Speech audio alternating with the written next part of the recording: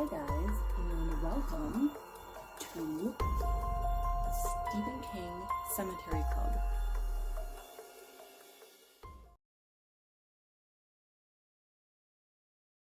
Today we are wrapping up 4 Past Midnight. This is the last novella in the bunch, and this one is called The Sundog.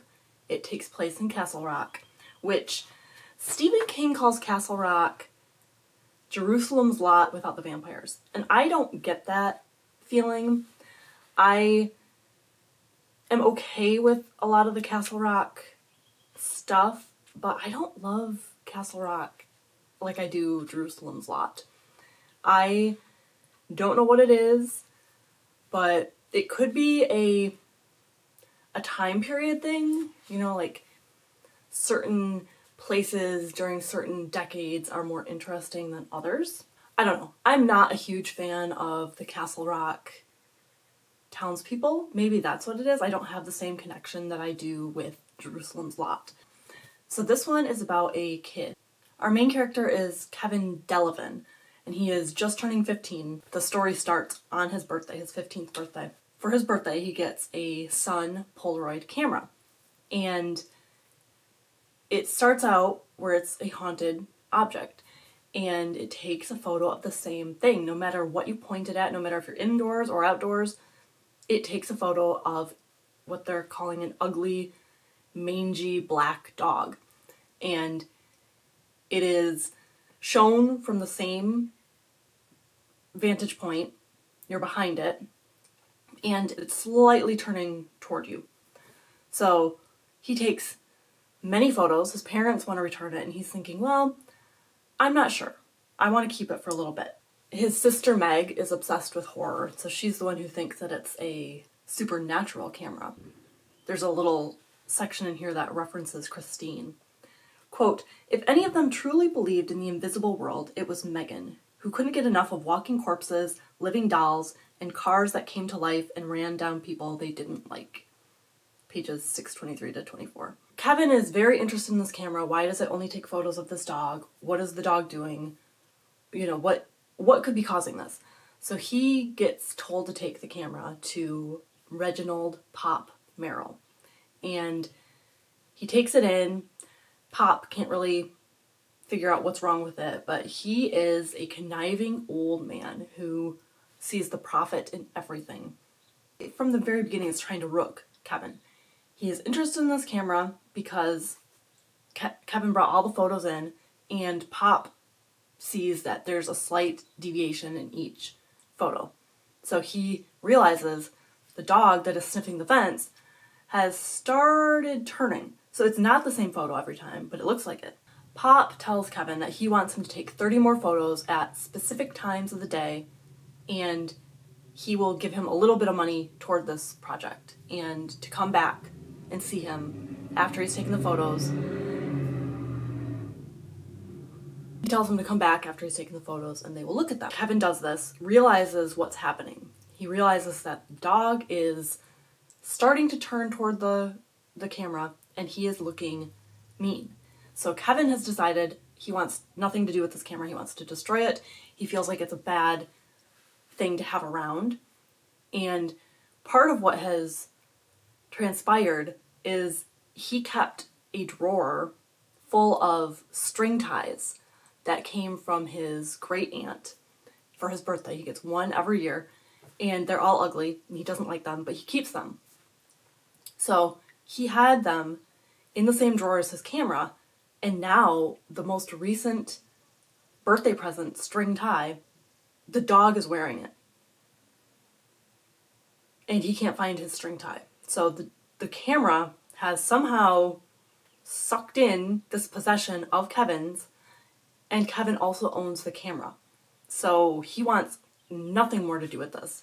He does not like it. Pop ends up getting a friend of his to convert the 30 photos, plus the original ones that Kevin had taken. I think there were 28.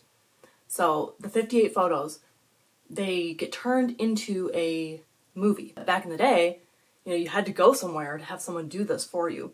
So this friend compiles this small video for Pop, and he also sells Pop the exact camera that Kevin has, exact model. Pop takes it to his shop and he breaks it in the same place that Kevin's is broken, because Kevin's got knocked over on the first day that he had it, but it still takes photos. So then we find out that Pop had a small history with Kevin's dad. He loaned him money for a bet a long time ago, and John Delavan kind of hated Pop but also needed him, and Pop really took advantage of the loan and made him pay a very high interest rate.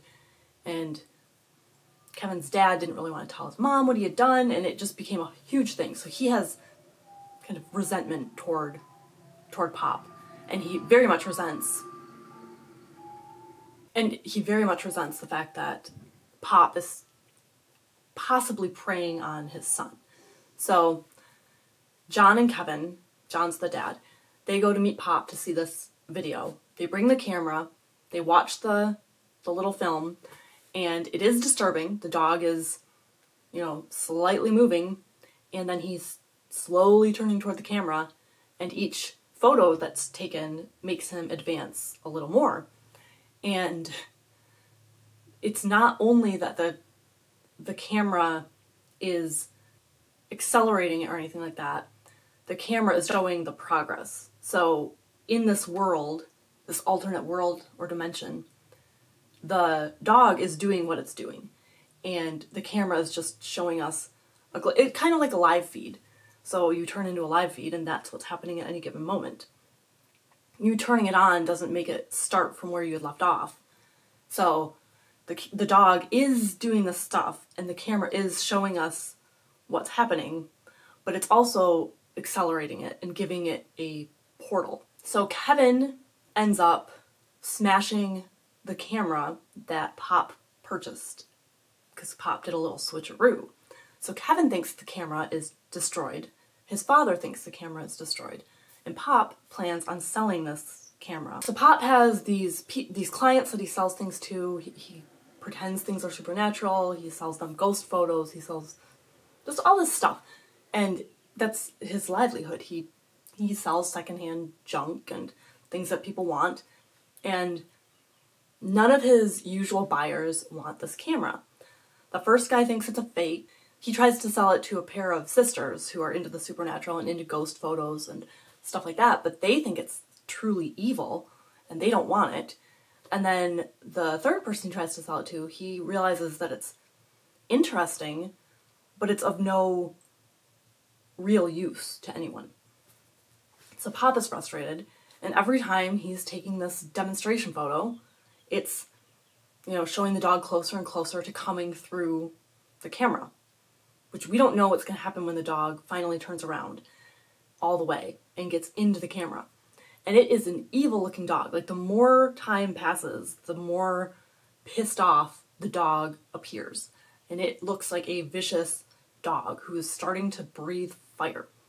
Like, his snot is fiery and smoky, and it's not a normal dog. So the fact that Pop just keeps playing with it is a bad, bad thing. The camera is starting to control Pop. He wakes up one night to a bright flash of light, and he realizes that he has gone downstairs into his shop, taken the camera out of where he's been storing it, and taken a photo, like, in his sleep. So he's pushing the shutter in his sleep, and the flash woke him up. So this is getting under his skin, and it's starting to control him. And the more sinister the dog is, the more it's turning into a monster. Pop is thinking in his head that it's like Cujo, the dog who got rabies and, terrorized a whole bunch of people and killed them. Also a Stephen King story, I'm sure you know. So Kevin is having nightmares of being in this Polaroid town, and this dog is coming for him, and he realizes that Pop switched the cameras. He was like, there's no way I should be having this dream on repeat. The camera stuff is done, it should be taken care of.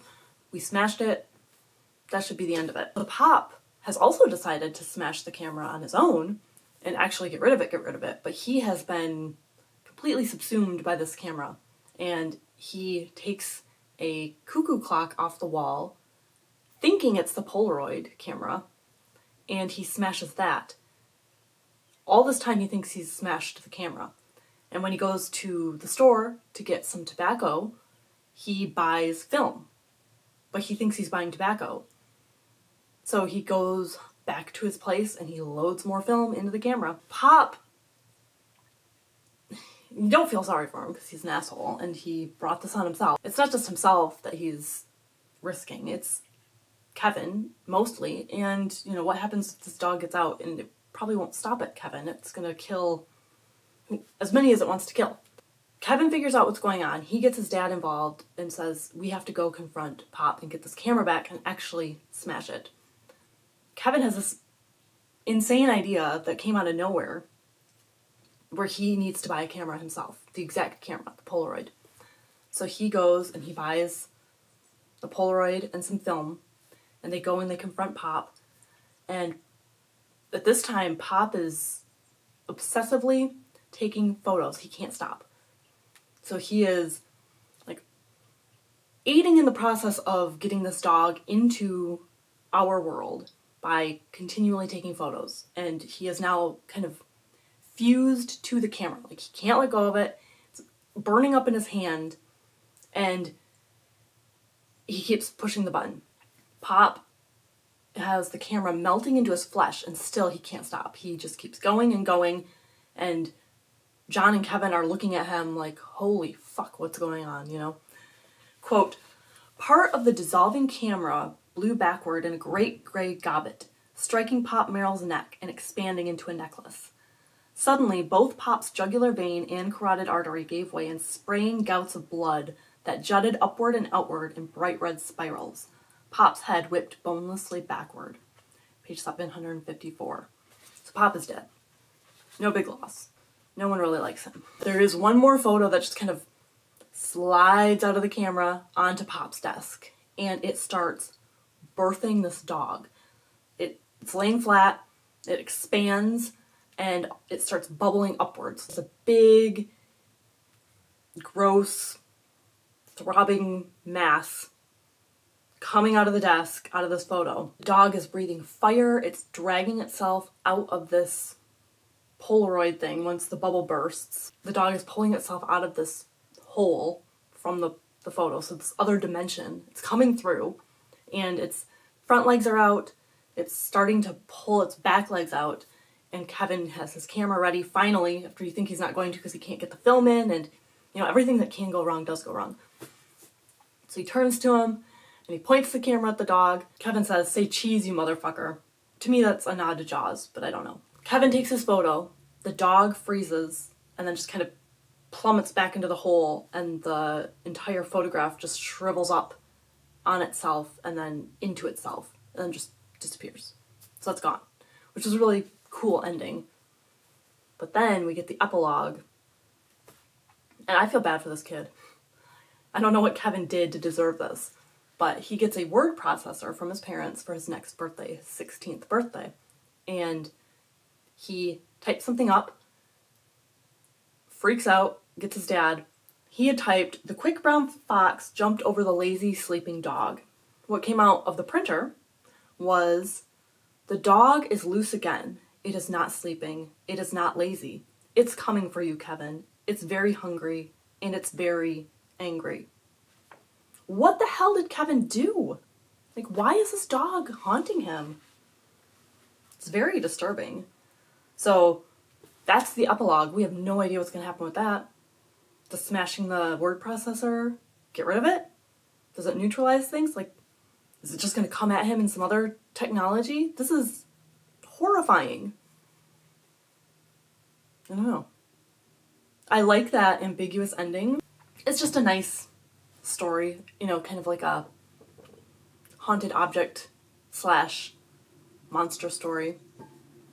A little bit technology based. I like it.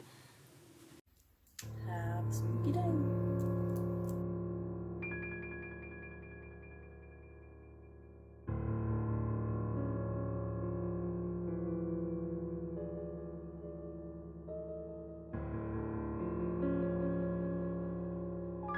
Pop Merrill's nephew is Ace Merrill, and he mentions he's doing some time in Shawshank, and he was in the body.